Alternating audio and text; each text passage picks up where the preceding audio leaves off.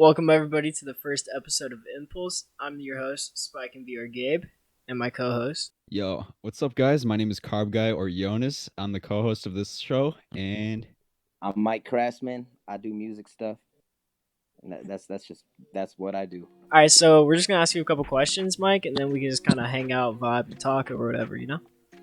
Word up. All right, so I heard that you have a song in a movie, correct? Yeah, the Bad Kids movie. It was a documentary shot about a continuation school here in Joshua Tree, and that's where all the bad kids went. Okay. It's on Netflix. Watch that shit, man. It's good. What was like your inspiration to make that song for like the specific scene it was in the movie? Like, what gave you that a whole inspiration? I guess the song's called This Town, so I guess this town was my inspiration. So I moved here and didn't like it at all. You know what I mean? It was quiet and just a fucking desert, and that's not a place any kid really wants to fucking be when there's cooler stuff to be doing. And I kind of just wrote it because, like, man, I saw so many kids who were like my age, it's like full on crackheads and shit already. And that shit was just hurt. You know what I mean? Just I don't know. I just wrote it, man. It was definitely. Was it from your heart, or was it like the producers of the man. movies? Like, did they give you like a set thing that they wanted you to go off of, or did they just? No, that's what was neat about that experience was that I wrote that song already. There's a shitty SoundCloud version out. You know what I mean? Like before I even knew how to really produce music, it sounded like shit. It was terrible. And I had already made that song, and then the directors of the movies heard it and were like, "Yo, no, let's plug you in and get you in a professional studio and let's re-record the song the right way because they like the lyrics, So they reached out to you. Yeah, so I was at the school. While they were filming that. So I was one of the kids there. I'm actually in the movie. I didn't just make the song for the movie. I'm in the movie. Oh, dude, you in it? so cool. Yeah, man, I'm in a movie. Oh, that's pretty dope. That's pretty dope. Yeah, I'm a fucking movie star. I got to go to fucking. I'm a movie star. I'm like the SoundCloud rapper version of a movie star. The SoundCloud rapper version of a movie star, bro. I mean, it was cool, man. We got to go to Sundance Film Festival. I got to perform there and hang out with celebrities and shit. And it was, what I mean, at the time where I went, I was like 18. You know what I mean? It was like a fucking huge, crazy thing for me. Yeah, dude, I'm sure. What celebrities were there? I met Danny Glover. What's her name? Kristen Stewart. Dude, there's literally so much I can't even because we were technically quote movie stars. We were like the stars of a movie. We got to be in the same place where all the other stars were. There was there's no tiers. It was just either in a movie or not. You're there, or they're not there. Yeah. Yeah. So it was dude, there's I can't even count them on my hand. I met so many fucking celebrities. That's crazy, dude. Everyone, dude, it was fucking crazy. You know what I mean? I had met Nas there because at that same year he put out a movie. Okay. Were you who were you hanging out with most? I was actually hanging out with my producer the most. We were because Sundance Film Festival, it's it's a film festival, so it's there's just movies and shit, and so we got to see all these movies before they came out. You know what I mean? We saw Rob Zombie's newest movie and got to meet him. So we actually were vibing. We were vibing, man. We were just going I probably watched in the course of a week. I probably watched 30 fucking movies. Dude, that's crazy. That would have been such a crazy experience. Dude, it was fucking cool, man. You know what I mean? Yeah. And then to top it off, bro, I'm not even trying to toot my own horn, but to top it off, we're staying in a mansion. We weren't even in a hotel, dude, or B&B. The person who funded the movie, her name is Donna, and she's an amazing person who does a lot of cool, a lot of people. She loaned us her fucking mansion. We were staying in a mansion. Dude. It was I'd never been around so much money in my life. You guys were all in the same house? Well, not me and the other celebrities, me and a couple people from the movie, the directors of the movie, my producer, the people who worked for the directors of the movie, interns and stuff. But you know what I mean? This is a fucking 10-room mansion. There was more than enough room. We weren't cramped at all. Dude, that's so cool. Dude, it was insane. I shit you not, man. Each room was bigger than my apartment at the time. Oh my gosh, dude. I lived in a studio apartment, and I'm telling you, each room had a bathroom the size of my living room and its own mini living room. That shit could have been a hotel. Damn, that's honestly insane. Yeah, Just being around like people that just have so much influence probably was just a crazy experience. dude, it was crazy. You know, like I got to talk to Nas, man. I mean, Nas is one of my Yeah, favorite all fucking time. And I got to talk to Nas, and he told me some really cool shit about the industry. dude, And that's so cool. yeah, it was one of the highlights of my life, like for sure. Definitely Like, getting just like a little bit of information about someone that's actually in the industry helps incredibly. totally, man. And you know, and at that point in time, like I wasn't quote new to the industry. Like my producer, for example, his name is Jorge Carante, and he has platinum records with Janet Jackson, and you know what I mean, all types of cats. You know what I mean. I met him through the movie, and you know, so at that point, I had been around people in the industry, but background people in the industry, and then like so to like talk to fucking Nas, you know, like he's one of the goats. You know, like no one can deny whether you like Nas or not that he's one of the greats. Yeah, definitely. He's a really big influence on you. Oh, totally, man. You know what I mean. Illmatic is one of the if not the best hip hop album ever made, in my opinion. That along with It Was Written, you know what I mean, that shit is insane. Dude, that's honestly crazy. Right. It's like just for, I guess, how much you've accomplished really fast anyways.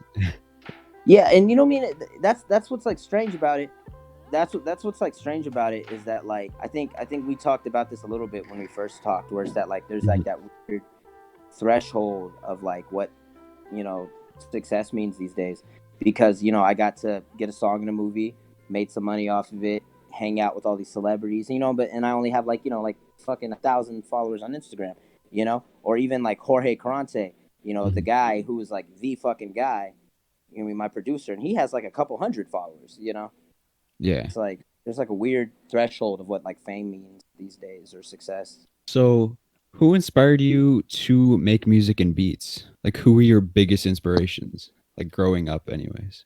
All right, I'm ready to have this argument. Oh boy, let's hear it. Kanye West is one of the best artists to ever walk the planet. Yeah. I'm ready to have this argument. Fight me. I'm not going to speak on his character. We all know he's a lunatic these days. It's fine. I'm not going to debate that. But Kanye West, one of the most talented humans on this fucking planet. And at a young age, I was inspired by people like Common and Mos Def and Nas, all these older hip hop artists like before my time, even like Rakim and Eric B. And Wu Tang. I got the Wu Tang symbol. Okay. On the side of my, you know what I mean? You know what I mean? I was inspired by these artists, and then Kanye West came around, where he was like this perfect. Back when hip hop was making this transitional stage, it was like right before Lil Wayne ruled the radio, and but right after like Lil Jon ruled the radio. You know how like we had that crunk era, Yeah. And then what I mean, and shortly after that we had like what would be modern hip hop, and that's when like Lil Wayne and Gucci Mane and cats like that started coming out. Right in between those eras is like when Kanye West came out, and he was like this bridge between the two styles, in my opinion, where he had like these funky sampled East Coast boom bap beats, but they were just modern enough to where they didn't sound like he didn't sound like a fucking fossil. You know what I mean? He sounded new school but old school at the same time. And he's the one who really inspired me, because I already liked to rap, and then I was just like, wait, you know what I mean? If Kanye West can make beats, I'm sure I can make beats too. You know what I mean? Yeah. And then it just took off from there, man. I like Kanye West, bro. He's something like we all call Kanye West crazy right now, but when he dies the next 30, 40 years or whatever, people are gonna look back and only look at the things that he's done for hip hop. You know what I mean? Like he changed much that people don't want to admit. And that's the thing with like so many artists these days. It's like you can look at them on like their career path and like see them as a completely different person, but it's like two different personalities, I guess you could say. So it's like you could either look at someone for what they've done, or you can look at someone for like what else, like other stuff that they've done like in their personal life and stuff. Exactly. I think it's something that like I don't know if you guys like read much about like sociology or whatever, but cancel culture is something that I really fucking hate. And it's like cancel culture somebody does something shitty, our generation just like decides to ruin their career over it. Where it's like I feel like we never these days it's almost like an inability for us to separate the art from the artist. And I like try to avoid that like way of thinking and just like you know what I mean. I disagree with fucking everything political wise Kanye West fucking has to say. But he's still one of my favorite artists to ever fucking live, Exactly. Yeah, dude. And it's like you can either like mix the two, or you can just look at them for what they make, and that's about it. Right. Exactly. I think cancel culture, man. Fuck it. I hate that shit. Yeah, I too. There's no point. Identity politics in general, I think. Mm-hmm. Shit is just like terrible. Where it's like, people the vegan, then like being vegan is their personality. Right. Instead of they do. Personally, I don't really see the need or the want to just turn someone down for what they believe in or what they want to be or something like that. If they want to be something, or if they want to make something like art or whatever, you shouldn't feel the need to turn them down for something they enjoy, which totally. I don't fuck with people like that. Yeah, no, I agree, man. I agree. It's just the identity politics that gets dangerous. Just a question. What was like the hardest part of getting your career started? Like some difficulties. Like obviously, there's gonna be like the usual like people not believing in you and like it getting hard to start. But like, is there like anything personal going on that may have been like stop? Dude, I was so fucking poor that like doing regular things felt like impossible. When I got my first like little home studio setup, like like before that even, I was walking. So Joshua Tree is a really small fucking town. Like you can, like the whole town is on one like highway. Like you can drive through the whole town in like a couple of minutes. Yeah, super small town. And in car, it's a quick drive. But when you're walking places, everything's so spread the fuck out because it's a desert, Oh yeah. So before I got my home studio, I was walking all the way across fucking town to this kid named Andy Thrust, who's like a super cool dude.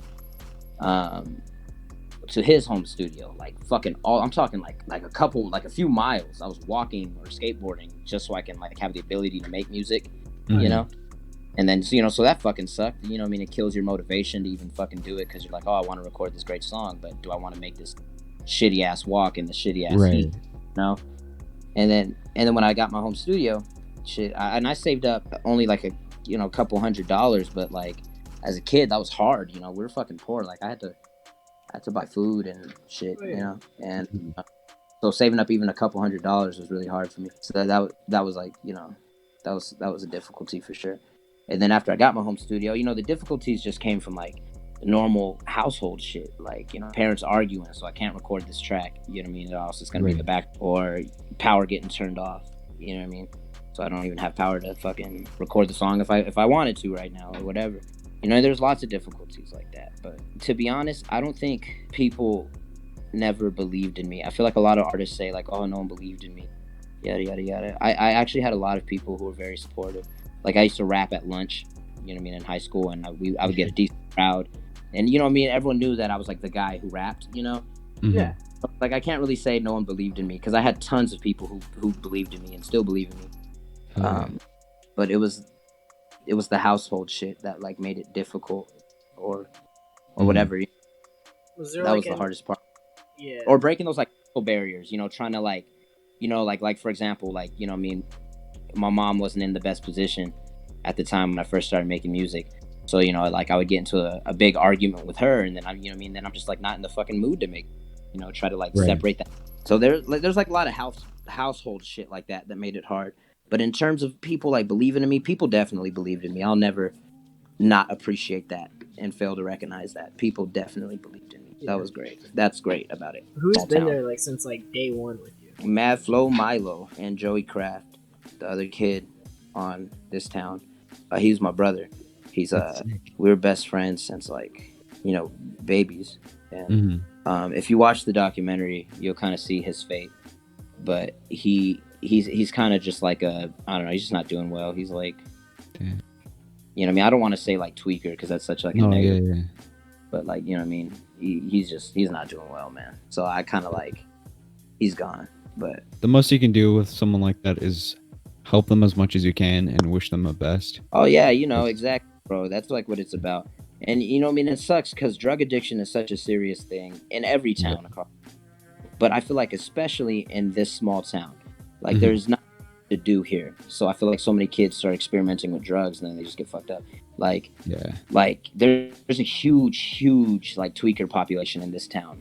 Like huge fucking like it's crazy, bro.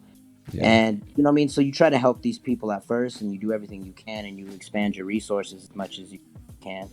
And then there's like a threshold where it's just like, you know, people don't want to help themselves, so you can't help them anymore. So you have to just sort of like isolate yourself from them, you know, completely. Mhm. Do you Kinda- use your following to kind of like spread awareness and stuff about that topic? Yeah, yes, I do. Black Rock High School, the school that the documentary's about, the school I graduated from. I go there and talk to the kids a lot, That's good. and also just a lot of my music is about mental health because it's very important to me. It's very important to a lot of people, and a lot of people who have troubles with mental health. You know what I mean? They're very alone. You know what I mean? I don't want to say that cliche thing where it's just like, oh, I want to like connect with people, but it's like, you know what I mean? It's true. I just want people to know that people understand them. I think that's what people really need. It's just someone to understand them. They don't need to even be there for them all the time. They just need to know they're not fucking alone, Right. Yeah. and that helps. You know? Yeah. Honestly, sometimes that's all that someone needs.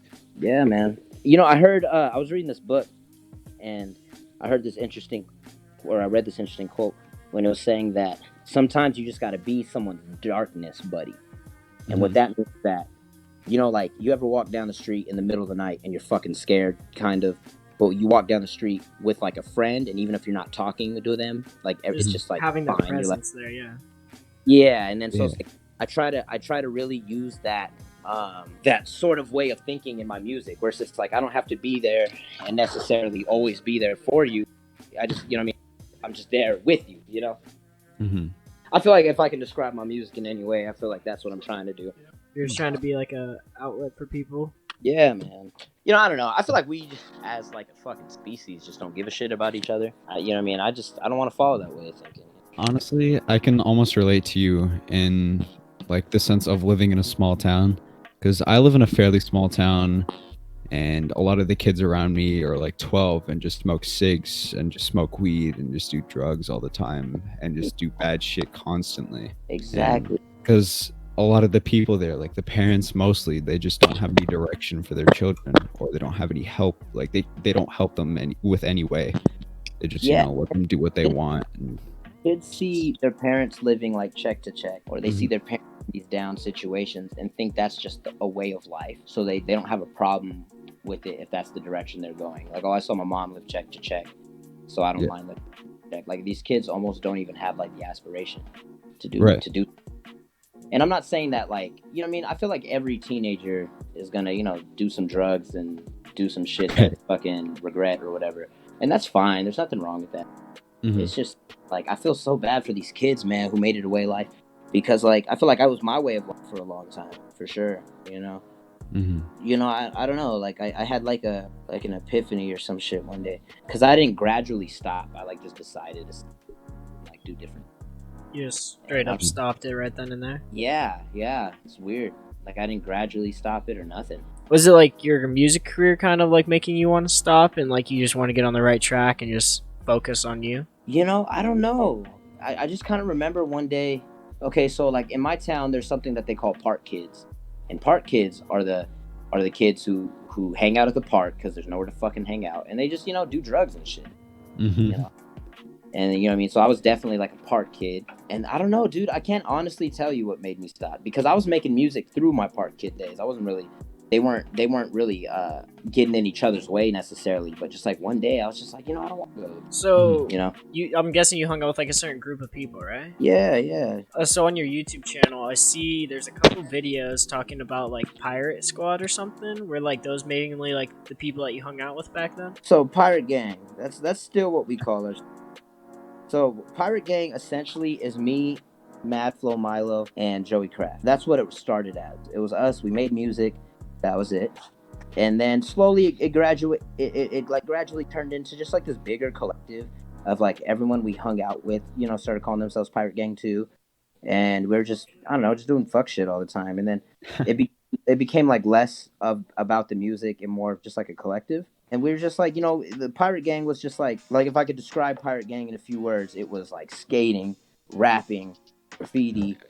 It was just Yeah. it was just like a collective of things. But I feel like now it's sort of matured back to like what it was. We're actually working on a Pirate Gang like mixtape right now. Yeah, that's sick, Oh, so the dude. Pirate Gang returns? Yeah, yeah. It's at this point, so it's still me and Mad Flow Milo.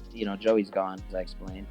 We got our buddy Dez with us these days. His name is Playboy Dez. He's on Instagram too. He's a sick ass artist. And then, there's this other kid, ABD, badass rapper, talking like slaughterhouse caliber bars. Damn. And he's a fucking beast, bro. Like, that guy could beat anyone in a rap battle. You know what I mean? So collectively, I feel like that's kind of like the new Pirate Gang. That's who's always at the studio here with me. And like we're all working on an album that we decided is going to be called Pirate Gang the Movie. So Pirate Gang is back. I guess it did take a hiatus for a while, but it is definitely back. What do you think is next for you? Like either just kind of in the music industry, or do you think you're gonna get like maybe another chance to be in another movie? Yes. I'm actually in very early stages of working on it right now. Dude, that's sick. But so the thing is with making movies, it's not as easy as people think it is. So a lot of time, all this work gets put into movies and they never get finished. That's just like a common thing in the movie industry, especially in the documentary scene. So I'm in very early stages of working on another movie right now. Because I actually have stuff in other movies, more low key stuff. Like I sold a song to Lionsgate, which means it's in the library, which means that they can use it if they want, and not use it if they want to. So it's like there's no guarantee that it's gonna be in anything. Yeah. So, but I want to stick to that side of things, the licensing of music, because in all actuality, that's like where the money is. You can license something in a really cool place and then just get paid for it for the rest of your life. But I as of lately, I'm making a social media presence more. So I guess the goal is to get like more followers and just kind of see what I can do independently. Because I've turned down record label contracts, especially like right after the movie. I had people who wanted to sign me, but I don't like the idea of getting signed. So it's a longer, tougher journey compared to like people who are looking to get signed. So I don't know where the fuck I'm going. I'm just gonna keep vibing. So- My original plan, I was gonna drop, every time I drop a new song, I gain a couple hundred followers lately, like as of this year. And my whole plan was that I had 4 shows lined up prior to the pandemic. One of them was at the Viper Room, man, which was gonna be sick. And then I was gonna shoot a music video every month and then drop a song every month. But due to the pandemic, that obviously got shit on. Right. So to be 100% honest, my year's game plan got fucked.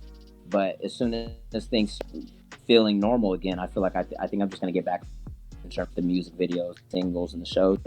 Hell yeah. Because right before the pandemic, I had a show and shit. But Yeah. Dude, and then I had that'd be- after that.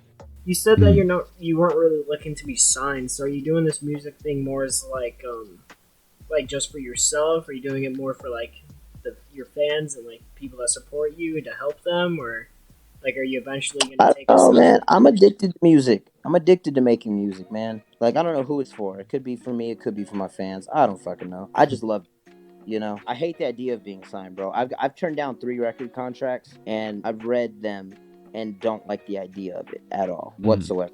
And it's like, and then you get a lot of cats who just get like fucked by the record label, like Uzi Vert. His album was fucking 3 years, and they just put him on the shelf for no fucking reason. It was just, like I don't like the idea of not having creative control because like I am my own producer. I went to college for audio engineering and shit, so it's like something to sound a certain way, like it's gonna. I don't want somebody else to say no. I'm not gonna fucking do that. So I just don't want to be signed. I understand that their resources are amazing. You know what I mean, and it's a quick way to the top. But like it's just almost not worth it. There's artists who are independent and have done amazing things. I just would love to be the next one who does. Yeah, you definitely lose so much of like freedom as soon as you sign, right? Oh, totally, dude. One of the contracts I got, whose name I'm not allowed to mention because that's just part of the contracts, fucking too. But one of them said that like I had to make like, I forgot the exact fucking wording of it, but they pretty much said that I had to make like fucking like holiday themed songs if I was asked to. And I was like, you mean to tell me that I have to make a fucking Christmas song if you want me to? I was like, fuck that.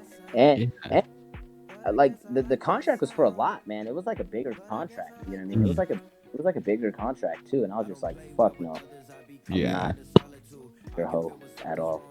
Yeah, there's some artists out Yeah. there that like I really like personally, and like even though they're signed, like they don't want to be signed, but it's just kind of like their way of life because they like got to the point where like they're so big without being signed that they kind of needed to get signed to like keep their like lifestyle going and not just have to stop everything and just get like a 9 to 5. It's definitely a hard thing like if you're wanting to be like free and stuff, but like sometimes it just has to be done. Yeah, you know what I mean? And it's like I don't get signed is necessarily doing the wrong thing. You know what I mean? Well, you know, Mhm. Like because like you know what I mean? Like I said, it's a great way to the top. Go. Sorry, I'm yelling at my dogs.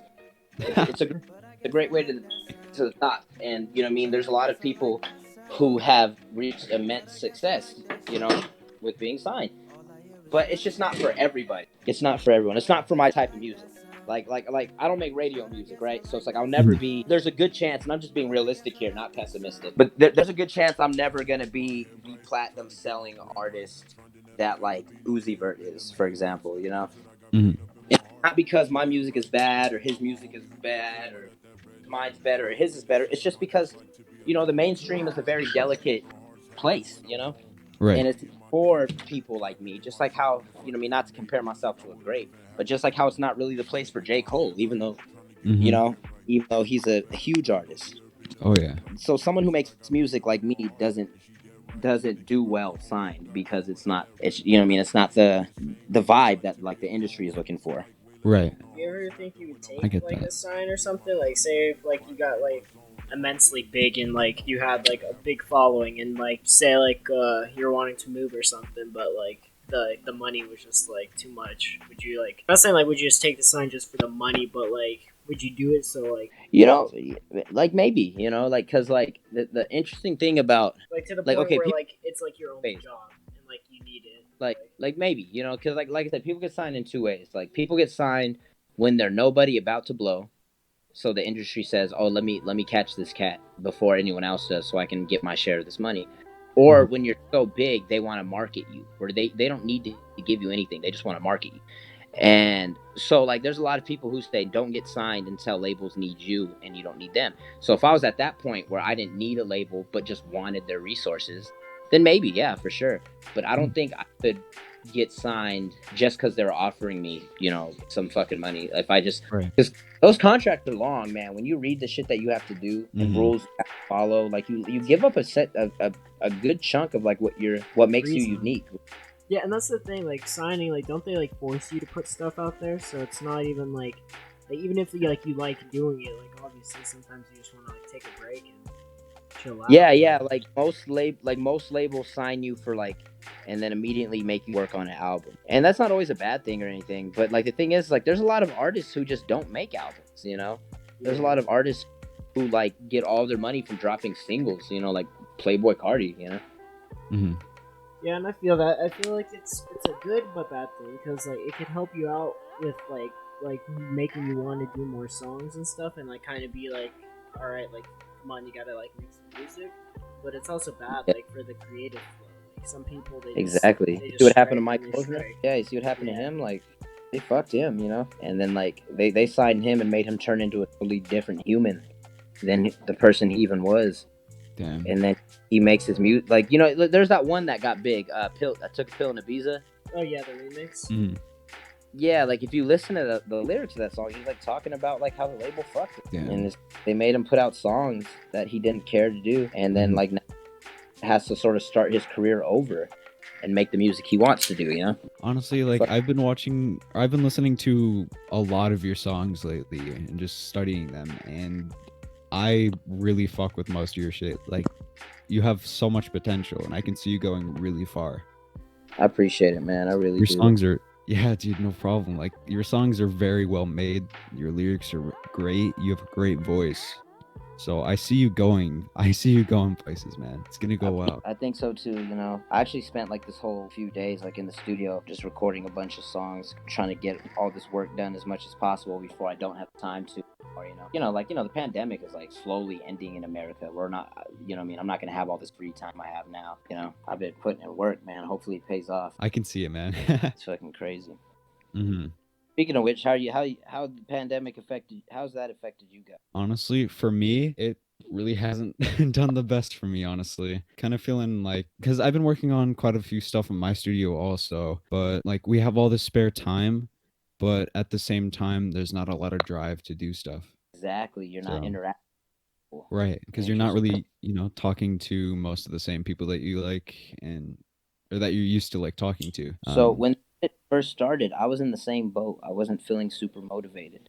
Right. Because things just felt so different and stressful. Especially like, I don't know how old you guys are, but like someone like me, I don't have an apartment anymore. I have a house. I have to pay.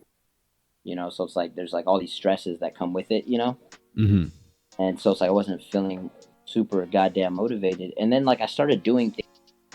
Like for example, like reading. I was reading more because since we can't like interact with the fucking, you got time to like read, because if you read some shit, thinking thoughts you never thought before, so it almost sparked inspiration in a way, I feel like personally. So I was like doing shit like that. Like I was reading a lot, even just comic books. I wasn't even reading novels. I was just reading a ton of comics. And I bought a bunch of games, like video games, that I normally don't like. Like I don't like I suck at shooting games. Like I'm super fucking ass at shooting games. But but you know what I mean? I've been playing like Fortnite and shit. Games that just don't. Like I was just putting my head in a different fucking places. Yeah, I mean that helps sometimes, Totally, man. Well, I hope your inspiration, your drive comes back swiftly. Oh, no doubt, dude. Things are gonna be normal soon. Yeah, I can't wait for this shit to end, dude. Like, there's so many things that I miss doing that I can't do anymore. So just sitting inside like 90% of the time is just kind of ass. Yeah, man. So I was already a shut-in. Like I don't go anywhere. Like you probably heard the Lonesome song. I don't. Yeah. I don't like going anywhere. I stay in my house all the fucking time. I'm in my studio all the time. But the pandemic made me realize that like seeing it, how it affects other people. I'm just like, oh damn, man, I took a lot of shit for granted.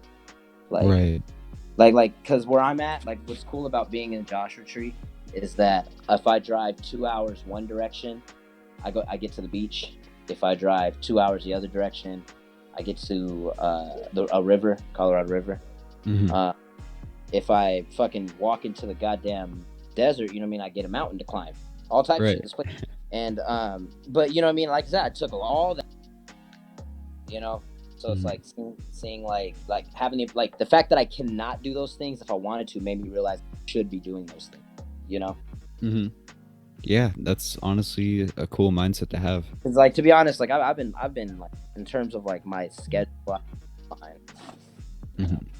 like it's affecting a lot of people. Yeah, I mean, like I have a feeling that living in a small town, there's just not a lot of opportunities in general to do. Just shit like that kind of sucks. Just the whole thing, like you said, like it's like stuff that you don't normally do. You realize that, dang, like now, like when you're like forced and said like you can't do it, then like you want to go out. And, I think one thing that has been positive about this pandemic is that I feel like there's a change in mind state happening. Oh yeah. Where people are starting to appreciate like each other more. Like for instance, like my day job, I make music, but my day job is food service. And I mean, I'm getting all these, like for example, like old fucking Karen type ladies who are saying things like, "Man, I'm so happy you're open." You know what I mean? And they're tipping, and they're being appreciative.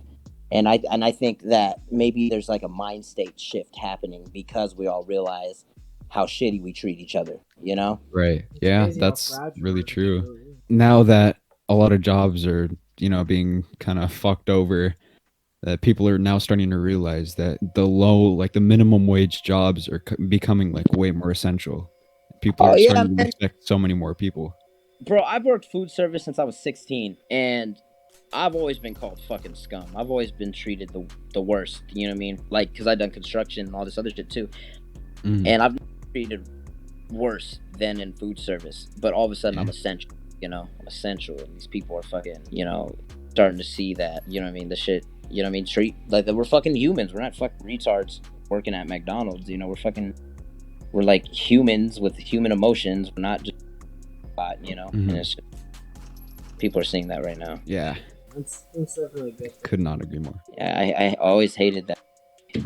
The fact that people thought minimum wage workers were like imbeciles or something. Just I like, mean, dude, still, like it's an opportunity for them to realize like they have something to do, you know, or exactly, just man. they have a job that they're needed for. Like even before the pandemic, like look how fast food services and shit like that were still like pretty essential. Like everybody still enjoyed getting McDonald's or Taco Bell every once in a while, you know, Yeah. or Right, just that's like so. any You minimum said wage job. my brother just walked by with Taco Bell. It's funny. But word up, you got any more questions for me, man? Honestly, yeah, I have one more question, if anything. Do you think you have any hidden meaning in any of your songs? Yeah, for sure. I for sure, 100%. And I do things subliminally sometimes, purposely, because we can't always say the things we're thinking without scrambling the words and then not getting your point across. So a lot of the things I do are very subliminal. Branching off that, like the hidden meetings and stuff, like is there anything in your songs that maybe like something personally going on in your life that you kind of like use like your music as like your emotional outlet just to kind of get stuff off your chest? Yeah, I think most artists do, man. I think most artists just treat their art that way in its nature. I feel like a lot of my music comes from like observation, seeing, and thought and felt. You know, like I don't think I ever write shit without meaning. To be honest, even like the trappy talking shit type songs that I sometimes make, I'm never really saying. Yeah, I think everything is definitely like an outlet to say one thing or another. You know. Your song, Can Anybody Hear Me? Like, what was like your main like thing that you're trying to get across? Like your main purpose for that song? So that song is actually one of my favorite songs. So the line "Can anybody hear me?" You know, what I mean, just means that like fucking listening to each other. You know, just in general, the world. You know what I mean? So the first verse, so you've heard the song. Yeah. The first song is very chill. You know. Yeah, the first. And the second half, the beat picks up and it gets a little more aggressive. And my mind state on the first half of the song was what's going on with me, my anxieties, my stress, and things I think about it. And then the second half of the song, what I felt was wrong with the world, that shit. You know what I mean? So the first verse was internal, and the second verse was external things that I'm observing. The video attached to that song, the locations that you like picked, what were like the mindset behind that? Because like there's like some dark wooded areas, there's like broken down like buildings and like rubble. It looked like. I feel like that. So most of that, I'm not gonna lie, was this amazing cinematographer named Henry Powers. Follow him on Instagram. He's a fucking beast. He makes movies, bro. Like he makes movies like inside. Like if you look at his other music videos, man, every music video he makes is beautiful. And so I gave him this very simple concept. I want to be in a very secluded place talking. You know what I mean? I want the image to put off isolation. Hear me? Then he said, "Gotcha," and then came up with all these amazing locations that are here local in our town. And then you know what I mean? So I can't even take credit for strictly creative eye of Henry Power. That dude is a fucking beast. Like I gave him one small idea and then he said, "Gotcha," made it happen. Yeah, he's an Sometimes amazing it just takes one person, you know. dude. Exactly, bro. And that guy is so like I could talk about that guy. That guy is insanely talented. Son, do you think like that song like helped anybody like view anything differently, or? I hope so. You know what I mean? I can't say if it did or didn't, but I hope so. You know. Was that like a purpose of putting it out there, just kind of like letting your emotions out so other people can like understand like the same thing, and hopefully you can like let them view things differently? Yeah, you know what I mean? I guess so, for sure. Like, it's hard for me to describe like why I put out certain songs, to be honest. But yeah, that sounds right. You know, I want people to be open to like conversations, like how they feel and shit like that. And so I feel like a big part of my music when I put it out is like in that nature. Do you have any just like crazy ass stories of just like either growing up or anything that just sparks your mind? That's just like that happened to me. Like that's crazy. Like I'm crazy as like Good or bad? Like I Both. fuck Everything. my life Whatever is you want. my life Whatever is you want. my whole life Just is like throw us a story, man. Like not traumatic, but like something crazy that Right. happened. In your yeah, bro. story. Watch my homie die. Mhm. So recently, I want to say November. I guess not that recently. As far as how often, that's November of last year. We went to a party and there was supposed to be 10 artists or some shit performing. It was a bunch of local cats. Yeah. Supposed to be a really great time, and Yeah. everything was super cool. Everything was all right at first, and then my cousin like got his money stolen. He got money stolen, or his whole fanny pack got, and he had like a lot of money. So we're trying to figure out who stole it. Found out who stole it. Dude ends up hitting him over the head with a bottle. I shit you not. Wait, So- like the guy who stole it hit him, or he hit the guy who Yeah, when stole he- it? Nah, the guy who stole it hit him. Okay. Damn. And then, so my other cousin, his brother, and I'm not gonna say no Yeah. names. No name. Mhm. Everyone just started fighting. Long story short, everyone just started, and you know what I mean. We helped people get out and shit. We're like trying to usher people out of the party and help fucking help trying to like make some goddamn Yeah. peace. And then yeah, bro, and it was nuts. Everyone was fighting. I was fighting. Everyone was fighting. Everyone was fighting. And then yeah, that was the last time I fucking went out. And then you know it was fucked up. Like a month before that, I had went out and then there was another big old fight. Mhm. Dang. Like and I'm not even the type to walk around starting fights because like I'm a trained martial artist. Like I did boxing and jiu-jitsu for many years, so I'm not even like supposed like you know what I mean. I'm not even fucking supposed to fucking fight. Like you know what I mean. I don't go around like looking for. Right. And it was nuts. It was nuts, and I wish I can give more detail. It was fucking. That is my crazy story. Did Damn, you? dude. That did you is ever- pretty fucking crazy. Did you ever get like the bag back? And like, was the dude okay that got hit? Yeah, he was fine. From what I know, the bag was retrieved. Get And- that bag. But like, oh my god, I wish I could tell. Like, I'm like thinking about it, replaying it in my head right now. Yeah. Dang. I think that about wraps it up for our very first episode here on Impulse. Hell Big yeah. thank you to Mike for coming on, man. Like, it's much Yeah, appreciated. dude. Much Thank you appreciated. guys for having me. I had fun for sure. Oh yeah. And, I'll be hanging here on Discord for a while. You know what I mean? it's a good Y'all place. put me man. on. It's a good place. Try- Cool. Yeah, Word up. we have some more interviews coming out later this week as well. So everybody, link will be in the bio for joining the server. If we didn't really do it for this one, but during like the interviews, like for our other special guests and stuff, if they want to have some of their fans join or something, they could definitely join. So if you Yeah, in the guys- future I'll promote too. You know what I mean? I'll make it so where we get some people out. This one was like I was so busy this week that I just didn't promote it and this and Yeah, that. dude. Don't worry. Yeah, no, about it. no, this one it was all good, man. Very first episode, we're just getting new things. It's all cool. Hell yeah. We're gonna have shit. Mike shit Outta here, all in the y'all. bio too. Yeah. I gotta get on the move. But I definitely yeah. appreciate y'all for having me on here. It's been really fun. Yeah, man. Yeah, All it was honestly really fun. I really appreciate you coming on and just answering a few of our questions. Hell It's yeah, man. fun. I'm gonna keep following you guys, bro. We're kin now. Hell yeah. Bet, man. Thank you. Like, you're in the gang. I'll talk to y'all later. Hell yeah. Have a Alright, good night, we'll man. See you, man. See you. All right, and yeah, for everyone else, link in bio to join the server. We have some coming out later this week. At the time of this upload, don't really know when that'll be, but yeah, everything will be in the bio. Hell yeah. All of Mike's socials will be down there. We'll link a couple of the songs that were named. We'll link the Netflix to the movie, and yeah, stay tuned. If you go ahead down below in the bio, you're gonna see the Impulse Talk Show Instagram, and I may put my personal on there. Don't know yet, but definitely if you follow that, that's like where you'll see a lot of notifications. That in the Discord server. So if you guys want to know like who's coming up next, like we got some pretty big people coming on. So just go ahead and definitely make sure to check that out. You'll see who's coming on next. But that's been it. You have anything to say, Carver? No, I just want to appreciate everyone for listening. Yeah, that's pretty much it, dude. All right, man. All right, so. All right. Have a good night, guys.